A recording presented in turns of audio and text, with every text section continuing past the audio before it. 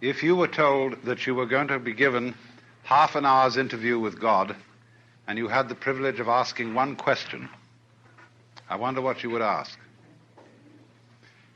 You might be given some preparation too, because when you think, what is your ultimate question, you'll probably do many things before you arrive at it. And I know many people who would discover that they had no question to ask. The situation would be altogether too overwhelming. But many people to whom I've put this problem say that the question that they would ask is, who am I? And that is something we know very little about, because whatever it is that we call I is too close for inspection.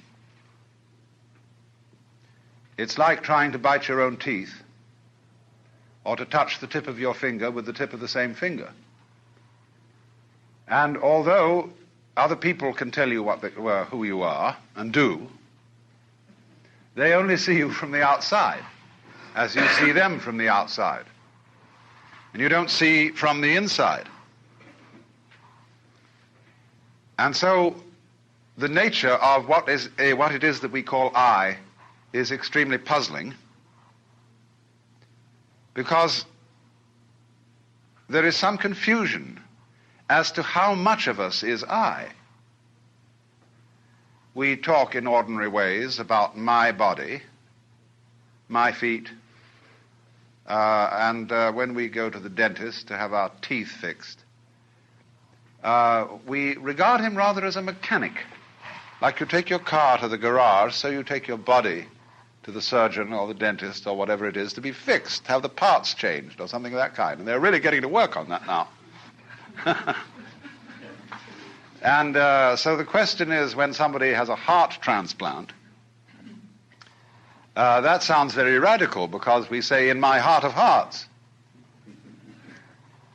But nowadays, most of us seem to feel that whatever it is that I is located in the head. Somewhere behind the eyes and between the ears is the center. And the rest of us is an appendage, a vehicle, which carries the self around.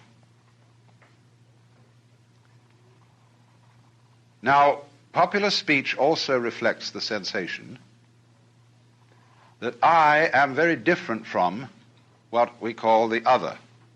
Other people, other things, anything that we can become aware of is sort of other. There is an opposition, apparently, between the knower and the known. And so we talk about facing reality. We talk about coming into this world as if somehow we didn't belong. As if instead of being leaves growing out of a tree, we were a lot of birds that had alighted on bare branches.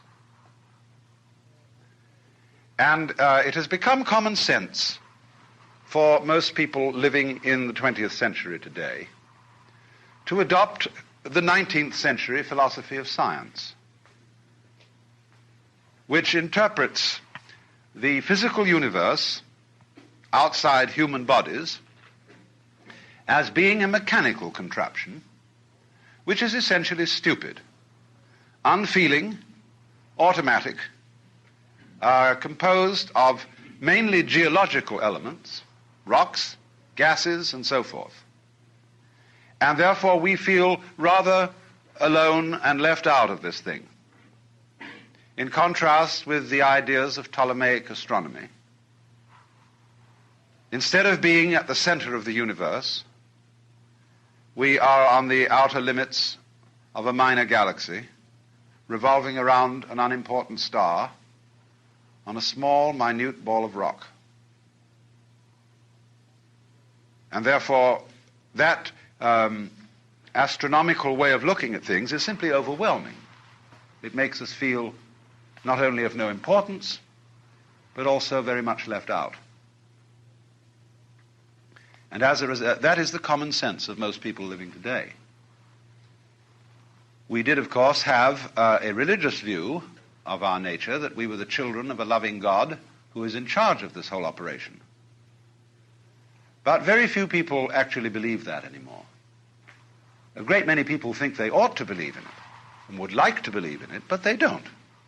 Most ministers that I know don't believe it, but they feel guilty about this because they feel they ought to. But it became implausible. There never was a serious argument against it. It simply became unthinkable in comparison with the dimensions of the universe as we now see it. So having lost a way of looking at the world, an image of the world which gave us some sense of meaning, we now have an image of the world which gives us none at all.